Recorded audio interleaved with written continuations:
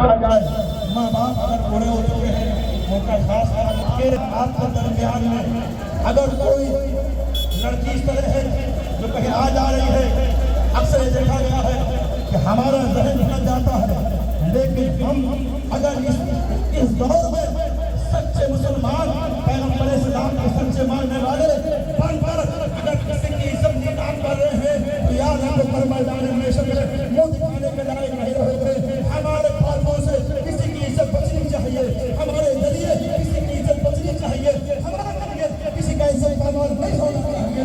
ہم کوشش کریں کسی کے لیے ہم شدت کا سبب نہ بنیں بلکہ کسی کے لیے عزت کا سبب بن جائے۔ اور یہ وہ چیز ہے کہ آج بیٹی کے ساتھ اس چیز پر ہم توجہ نہیں کرتے ہیں۔ جب ہمیں بڑا پیسہ مل گیا، مالدار ہو گئے تو سوچتے ہیں پڑوسی ہے نہ اس کا زمین قبضہ کر لیں، مکان اور بنا لیں۔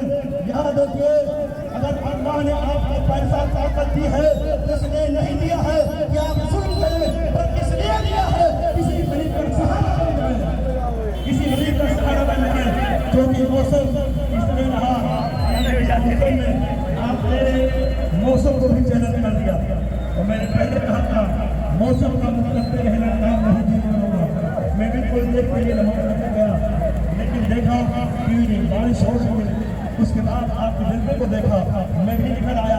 اور سب سے بڑی چیز یہ ہے کہ ہمارے یوسف صاحب ہمارے شان بشانہ ساتھ میں رہے، ہماری ذمہ داری بنتی ہے لیکن ان کا کام ہے وہ زیادہ نہ کرنا پڑے، ہم خود ہی اپنے آپ کی اصلاح کر لیں۔ ان کا کام یہ ہے کہ ہمارے علاقے میں ہمارے ایریے میں کوئی غلط کام نہ ہونے پائے، جو غلط آدمی ہوگا وہی اسی لیے ان کی پریشانی بڑھے گی۔ ہم جب اپنے سماج میں اپنے آپ میں سدھار کریں گے تو ان کا کام آسان ہو جائے گا۔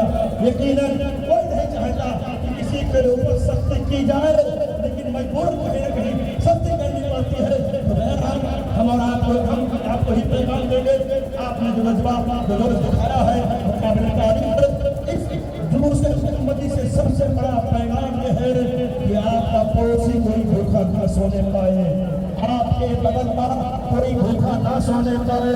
ہمارے پیغمبر اسلام نے یہ کہا ہے تمہارے پڑوسی کا تمہارے اوپر حق ہے، حق یہی ہے کہ اگر تم کھا رہے ہو تمہارا پڑوسی بھی کھائے، چاہے جیسا ہو لیکن وہ آپ کا پڑوسی ہے، وہ آپ کی ذمہ داری بنتی ہے اس کا خاص خیال رکھا جائے۔